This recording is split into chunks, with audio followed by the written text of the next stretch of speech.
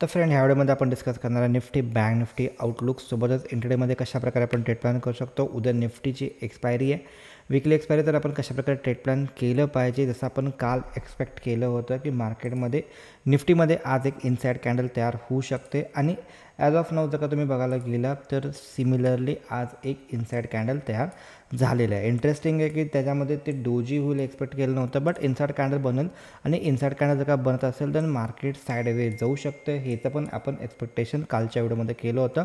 फक्त एकच कंडिशन होती की जर का मार्केट सपोज ह्या फ्लॅट इथं कुठं मोठा गॅपडाऊन झाला असता, याच्या खाली गेला असता किंवा याच्यावर गेला असता तर ह्याच्यामध्ये जास्त चान्सेस होते. बट मार्केट ह्याच्या दोघांच्या मध्ये ओपन झालं तर तिथंच समजलं की मार्केटमध्ये एक इनसाइड कॅन्डल तयार होऊ शकते. तर सिमिलरली इनसाइड कॅन्डलमध्ये जास्त काही मोमेंटम नसणार आहे.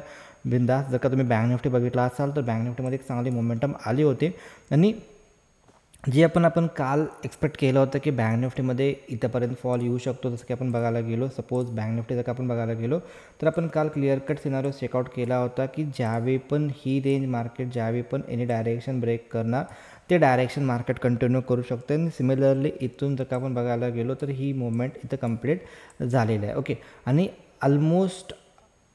ऑलमोस्ट जी की आपण एक PSVB कम्युनिटी आहे, ट्रेडिंग कम्युनिटी आहे, तर त्याच्यामध्ये आपण पोस्ट टाकली होती की हे स्ट्रॉंगेस्ट लेवल आहे, स्ट्रॉंगेस्ट सपोर्ट्स आहेत आणि एक्सपेक्टेड असते की ह्या लेवलच्या आसपास मार्केट हॉल्ट करू शकते. आणि सिमिलरली मार्केट इथूनच काय झालं, बाउन्स बॅक दाखवला आहे, अपसाईडला गेला आहे. ओके, आता निफ्टीमध्ये आपण कशाप्रकारे ट्रेड प्लॅन करू शकतो, उद्या एक्सपायरीला काय प्लॅन असला पाहिजे, मार्केट ट्रेंडी असू शकतं का मार्केट अगेन साईडवे राहील, तर सगळ्या गोष्टी होत्या आपण डिस्कस करूया. सगळ्यात पहिल्यांदा यायचं आहे तर ह्याच्यामध्ये जर का तुम्ही बघायला गेलो तर इथं मार्केट डोजी पॅटर्न तयार बनला आहे.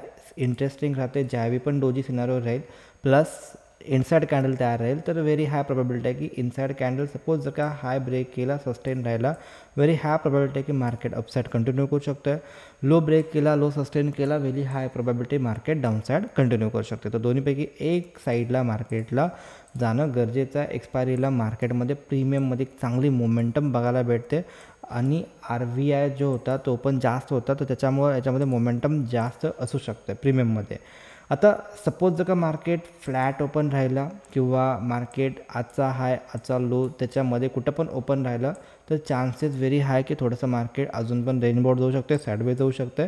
आपल्याला फक्त काम करत असेल तर जर का मार्केट इथून जर का आपण बघायला गेलो बिग फॉल नंतर मार्केट थोडंफार रिव्हर्सल दाखवायचा प्रयत्न करतं आहे, तर इथून मार्केटला जर का कंटिन्यू डाऊनला यायचा असेल तर आजचा लो ब्रेक करणं गरजेचं आहे. जर का लोच्या खाली मार्केट यायला लागला तर ही मोमेंटम डाऊन साईडला कंटिन्यू करू शकते. जर का हायच्या वरती जायला लागला तर ही मोमेंटम एक अपसाईड त्याचं जे बिग ट्रेंड होता ते त्याप्रमाणे ही जस्ट एक पुलबॅक आहे आणि त्यानंतर मार्केट अपसाईड कंटिन्यू करू शकते. बट त्यासाठी गरजेचं आहे की मार्केटला की मेजर ट्रेंड ठरवायच्यासाठी मार्केटला गरजेचं आहे की इधर मार्केट इथून मार्केट अपसाईडला जाणार आहे का इथून मार्केट थोडंसं टाईमपास करून परत एक मोमेंटम डाऊनसाईडला दाखवणार. तर ह्या दोनपैकी एक मोमेंटम डायरेक्शन आपण प्लॅन करू शकतो. बट इंटरडेमध्ये जर का आपल्याला प्लॅन करायचं असेल तर सिम्पल आहे की आज मार्केट जसं की आपण काल एक्सपेक्ट केलं होतं की मार्केट थोडंसं याच्यामध्ये रिकव्हरी आलेली आहे आणि जर का फ्लॅट ओपन होऊन जर का हायच्या वरती गेला असता तर एक अपसाईडला आपल्याला ट्रेड प्लॅन बनला असता आणि ह्याच्या खाली गेला असता तर आपण डाऊन साईडला ट्रेड प्लॅन केला होता. बट ह्याच्या हायच्या पण वर नाही गेला, ह्याच्या लोच्या पण खाली नाही गेला,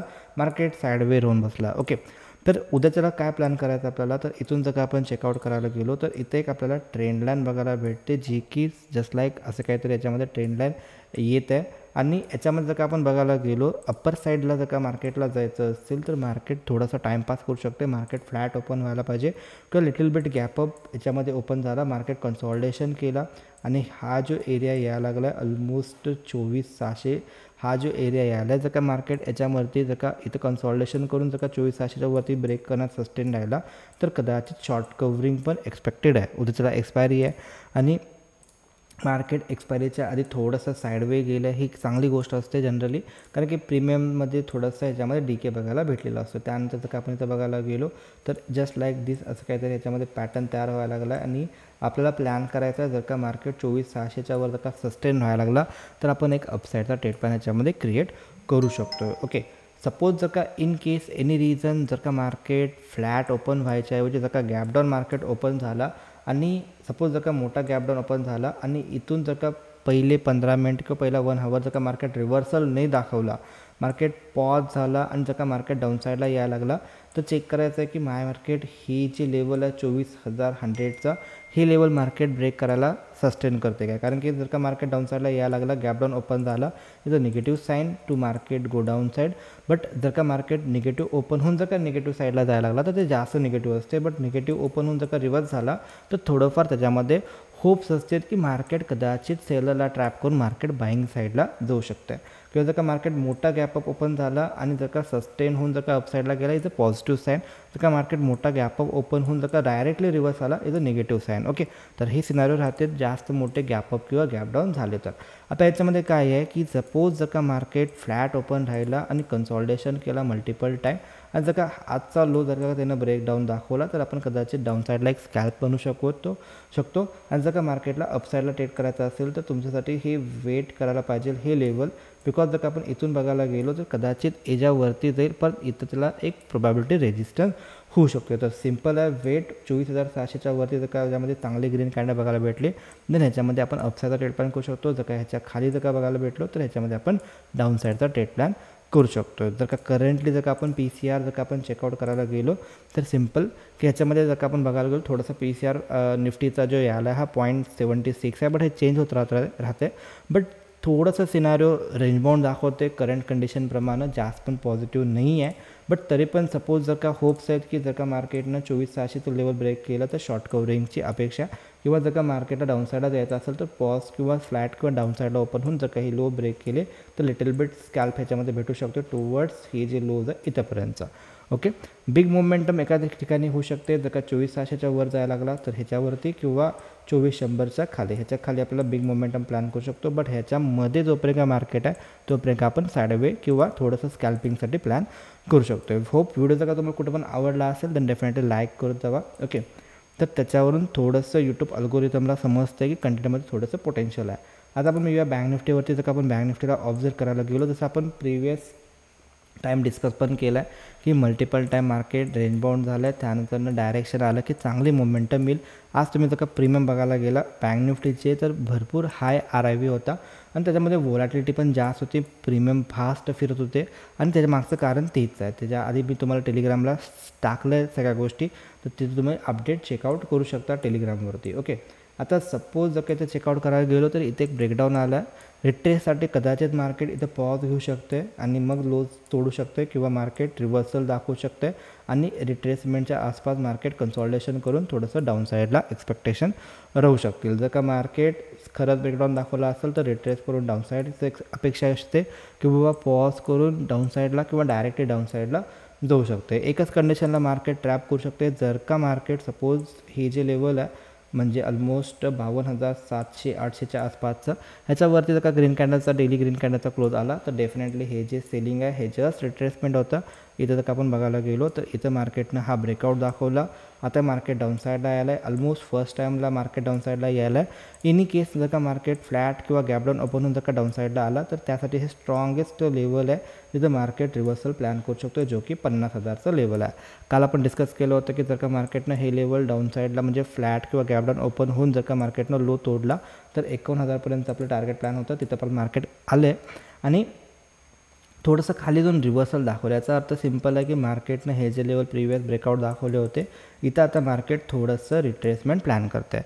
तर कदाचित मार्केट बँक निफ्टी कदाचित आज मोठीच एक्सपेक्टेशन झाले, याच्यामध्ये मोठी कॅन्डल तयार झाले. जर का मार्केट फ्लॅट ओपन राहिलं, थोडंसं गॅप अप ओपन राहिलं तर कदाचित पॉज कॅन्डल करू शकतो आहे. ओके, एक इनसाईड कॅन्डल तयार करू शकतो आहे. जर का आपण 15 मिनिटमध्ये जर का आपण ह्याच्यामध्ये बघायला गेलो 15 मिनिट टाईम फ्रेमवरती तर सिम्पल आहे की लास्ट सेशनला जी रिकव्हरी आली आहे तर त्याच्यावरून असं समजते की बाईंग स्ट्रेंथ कुठंतरी यायला लागली. ह्याच्यामध्ये बिलो 50,800 ते 50,600च्या आसपास एक सपोर्ट्स एरिया होता, स्ट्रॉंगेस्ट एरिया होता 200-300 पासून 50,700च्या आसपासचा.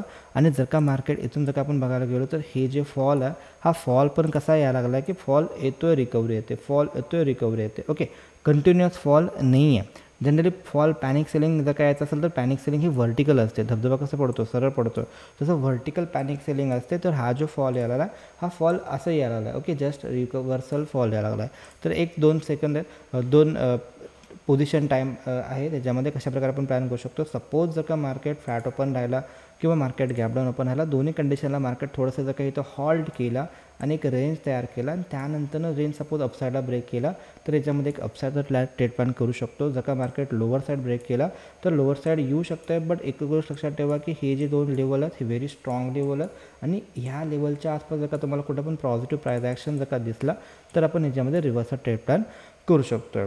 होप तुम्हाला आयडिया आला असेल कशाप्रकारे आपण ट्रेड प्लॅन करणार आहे. जर का डायरेक्टली मोठा गॅपअप झाला आणि चुकून जर का मार्केट हे जे एरिया आहे जे की 52,500 पासून 52,000चा हे जो एरिया आहे याच्या आसपास जर का आला निगेटिव्ह प्राईस ॲक्शन दाखवला तर आपण डाऊन साईडचा ट्रेड प्लॅन करू शकतो आणि 50,400 पासून 50,200च्या आसपास जर का मार्केट आला पॉझिटिव्ह प्राईस ॲक्शन दाखवला तर आपण रिव्हर्सचा ट्रेड प्लॅन करू शकतो. ह्याच्यामध्ये जर का मार्केट कुठं पण ओपन झालं तर थोडंफार रेंज बाउंड मार्केटचं अपेक्षा आहे, तिथं मार्केट रेंज बाउंड करू शकतो आहे. आणि जर का मोर डिटेल पाहिजे असेल तर एक ऑफर आहे, कोणती ऑफर आहे ते टेलिग्राममध्ये दिले, ती तुम्ही चेकआउट करू शकता. आणि जर का तुम्हाला ट्रेडिंग कम्युनिटी जॉईन करायचं असेल तर तुम्ही फ्री ऑफ कॉस्ट जॉईन करू शकता, तिथे की तुम्हाला लाईव्ह मार्केटचे सगळे अपडेट भेटून जातील.